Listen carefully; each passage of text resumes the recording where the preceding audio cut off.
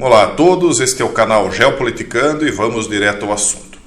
Pessoal, eu entendo um certo sentimento da maioria de vocês, que é advindo do fato de que quase todos que estão aqui nesse canal conseguem enxergar um pouquinho mais adiante daquilo que está por vir, né? Enquanto a maioria das pessoas ao nosso redor parecem não perceber o que está sendo gestado, o que está sendo preparado.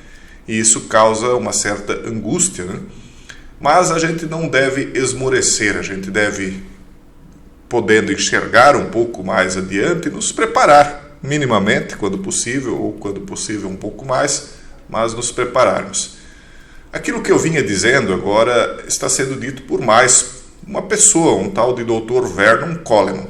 Eu admito que eu não conhecia esse senhor, mas e também não fui investigar quem ele é, mas considerando o artigo, né, que é citado aqui como escrito por ele, sendo bastante interessante, eu resolvi trazê-lo a vocês. Depois talvez eu faça uma pesquisa, quem sabe vocês pesquisem quem ele é também. Então ele está falando que nós não estamos mais muito longe do caminho para a implantação de crédito social e da direção do que seria a grande reinicialização de tudo. Ele dá um prazo de 6 meses. Não sei se é exagerado, não sei se está correto, mas não é nem a questão de prazo, é a questão de como está a situação. Nós temos de enxergar ela com a máxima realidade, o máximo realismo possível, né?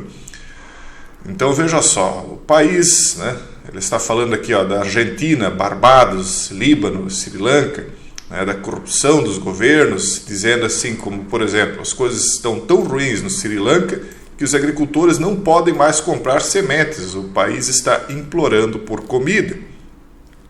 Em 2020, a dívida global era de 220 trilhões de dólares, agora subiu para 300 trilhões de dólares. Isso é 3,5 vezes o PIB global. Óbvio que isso vai ser impagável. O que é o PIB? É o Produto Interno Bruto global, é tudo que o mundo inteiro produz durante um ano. Então, para pagar essa dívida para os credores, é necessário que o mundo trabalhe todo ele só para pagar a dívida durante 3,5 anos. Impossível de pagar. E a dívida só aumenta. Os governos, diz ele aqui, em todos os lugares vão ter que aumentar as taxas de juros para tentar manter a inflação baixa, como a gente disse que aconteceria, e está acontecendo já. E quando eles fizerem isso, o custo do serviço de toda essa dívida vai levar milhões à falência. Lógico, porque há muita gente endividada. Vocês lembram que eu comecei a alertar há 2 anos atrás, na verdade é mais do que isso, mas eu me apressei em dizer, olha, paguem as suas dívidas, aproveitem esse momento para pagar as dívidas. Porque quem estiver atrelado aos juros agora vai começar a pagar caro. Isso vai levar milhões à falência, destruir milhares de empresas, porque tem muita empresa atrelada a empréstimos, né? E colocar nações inteiras em perigo. O que ele fala aqui do Sri Lanka? Ele diz, nenhum país do mundo está imune, tanto o Reino Unido quanto os Estados Unidos podem entrar em default.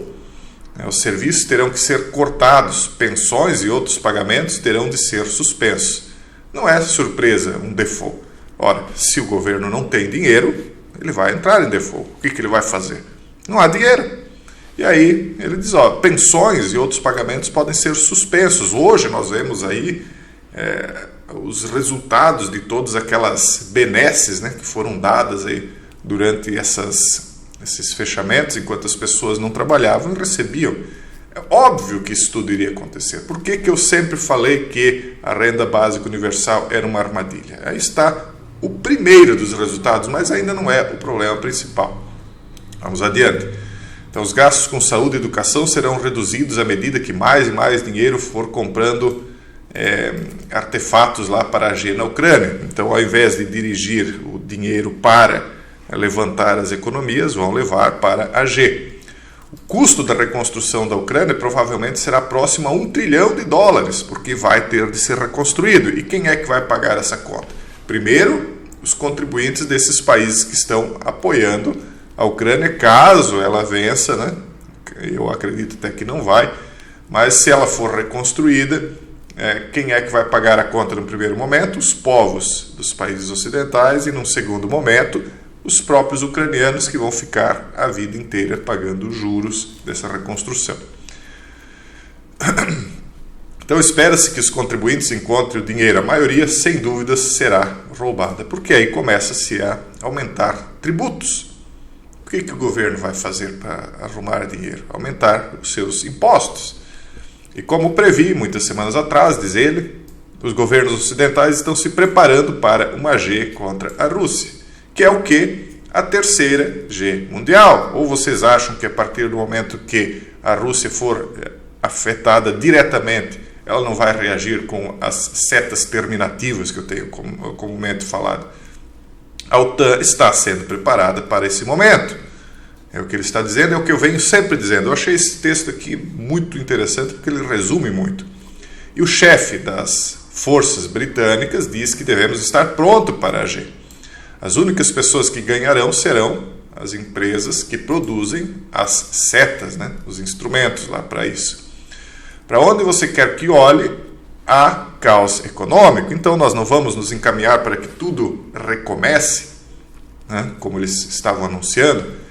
Na China estão falando em manter políticas absurdas de flagelo zerado por 5 anos. Né? Como se não bastasse o que aconteceu nos últimos 2 anos.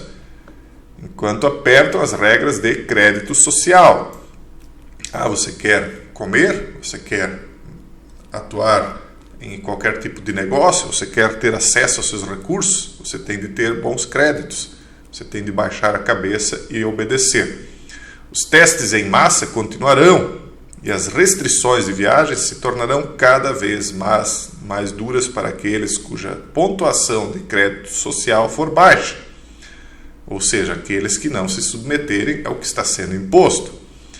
Paquistão e Argentina tomaram emprestado enormes quantias de dinheiro do FMI. Nenhum deles jamais pagará suas dívidas, segundo ele aqui, né? O FMI detém enormes dívidas e controla efetivamente muitos países a caminho de um papel no governo, né? Um novo governo de nível internacional. Por quê? Porque é aquilo que eu sempre digo: quem toma emprestado é escravo de quem empresta. É um provérbio isso. Quem toma emprestado é escravo de quem empresta. Se um país toma emprestado, ele é escravo de quem emprestou. Ora, o que é um escravo? É uma pessoa que não tem soberania própria, ela não tem livre-arbítrio, ela não manda em si mesma. Se uma pessoa não tem soberania sobre si mesma por ser escravo, uma nação sem soberania está sujeita a que um órgão internacional diga: agora você está sob ditames internacionais. Não era assim que funcionava quando os um pouquinho mais velhos aqui no Brasil lembram, quando o FMI vinha e emprestava dinheiro, ele dizia: olha, agora você vai ter de cortar custos aqui, aumentar impostos lá, vai ter que ter regulamentação fiscal assim e assado, e aí o povo pagava essa conta. Quer dizer, você vai pegar emprestado? Vai, mas é sob tais e tais regras. Se você não obedecer tais regras, você nunca mais verá um empréstimo. E aí a nação se submetia. A partir do momento que ela se submete a um órgão estrangeiro, para tomar recursos dele, ela está se submetendo e, portanto, não tem soberania. Né? Então, ela entrega parte da soberania a troco de dinheiro. Quem toma emprestado é escravo de quem empresta. Se livre das dívidas o quanto antes. Então, as mesmas coisas estão acontecendo em todos os lugares do mundo. Isso é uma coincidência? Claro que não, diz ele aqui. Segundo ele, é tudo deliberado. O que ninguém menciona é que, quando as economias quebram, o número de pessoas que findam sua existência, né, dispara. As pessoas já não podem mais se dar ao luxo de comer adequadamente e nem podem se manter aquecidas. É verdade, é a pura verdade. Começa a cair a quantidade de proteína que você pode se alimentar, o seu corpo fica fragilizado, a imunidade cai. E o que acontece com uma boa parte dessas pessoas? Sucumbe. E países que demandam de gás, por exemplo, que não podem mais pagar o gás. Ou se o país pode, mas nem todos podem. Não pensem que um país europeu ele tem toda a população dele rica. Não. Parte tem condições, outra parte não terá condições de comprar aquecimento. E lá, a gente aqui no Brasil, eu estou usando aqui um casaquinho quente, uma jaqueta, só que aqui a gente poderia sobreviver sem isso. Alguns, porque aqui, principalmente no frio, no sul é bem frio, né? Mas lá é gelado, lá cai neve, né, pessoal? Neve de mais de metro em alguns lugares. Então eles dizem que os agentes funerários e floristas serão as únicas empresas que podem esperar tempos de crescimento à frente. E ele está sendo exagerado? Dentro desse cenário, eu acho que não. Eu acho que nem um pouco exagerado. Os conselhos locais estão caminhando para a falência. Os serviços serão cortados ou reduzidos para proteger as pensões maciças pagas a ex-presidentes, executivos e outros funcionários com salários excessivos. Porque a gente sabe que sempre que se corta despesas, se corta dos mais fracos, aqueles que não têm poder de mando, porque aqueles que estão lá em cima nunca se cortam os benefícios deles. Basta ver essas reformas que aconteceram aí recentemente, e todas elas, é sempre a mesma história. Aí eles dizem que tipo de serviço? A biblioteca local pode fechar, porque não vai ter como pagar a pessoa que cuida lá, né? Piscinas e centros de lazer público cortados. Coletas de lixo, será que vão continuar? Ou será que vão continuar de maneira reduzida? Por quanto tempo as escolas públicas ficarão abertas? Porque demanda dinheiro. E se não tem? Não tem de onde tirar. Os empregos terão de ser cortados. Vocês já não estão vendo o Elon Musk aí demitir, acho que 10% dos empregados dele? Porque eles têm uma visão muito melhor do que o povão. É aquilo que nós viemos alertando, a gente acompanha esse tipo de gente para entender o que está por vir. E esses sinais já são de anos, tá, pessoal? Então, eles estão cortando porque eles sabem o que está vindo aí pela frente.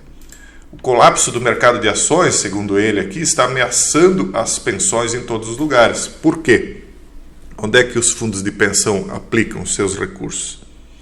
Ah, não, porque a minha pensão não é paga, como é que se diz? Não é pública, não é no INSS.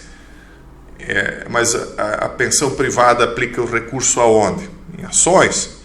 Aqui no Brasil ainda não é nem tão arriscado, mas nos Estados Unidos é comum, né, que os fundos de pensão apliquem em ações, e os mercados caindo, os fundos de pensão emagrecem, né? Os mercados de ações já estão onde estavam na década de 1990. Se os mercados caírem ainda mais, o valor das pensões também cairá. Não tem de onde tirar, cai, o dinheiro simplesmente evapora e ficam dívidas. Muito poucas pessoas estão cientes de quão precário é o seu futuro. É tudo muito frágil, as pessoas acham que está tudo garantido e não está. As pessoas não querem mais trabalhar, acham que tudo cai do céu, né?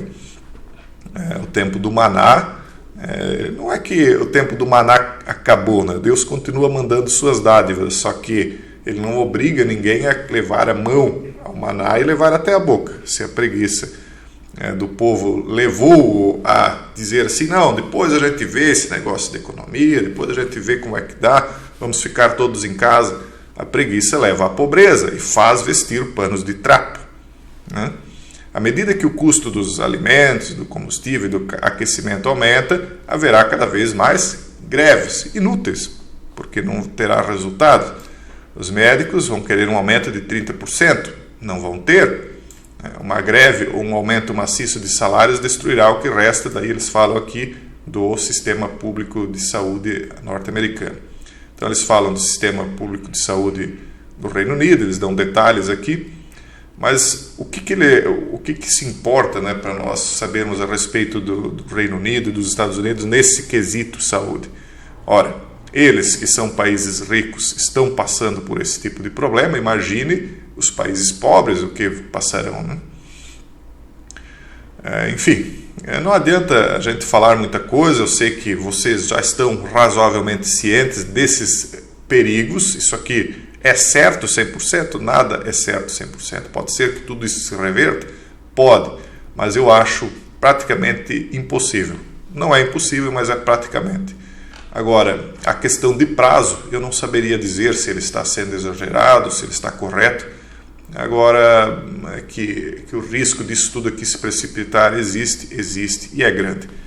E aqueles que estiverem mais atentos, mais preparados, embora sofram, né, com a carga de ter a visão daquilo que está por vir, embora sofram, por outro lado, né, poderão se preparar mais adequadamente. A primeira das preparações é tentar se livrar das dívidas o mais rápido possível, enquanto ainda é viável fazer isso, porque em algum momento do futuro pode não ser. Então, por exemplo, hoje, talvez você tenha aí gastos desnecessários, você tenha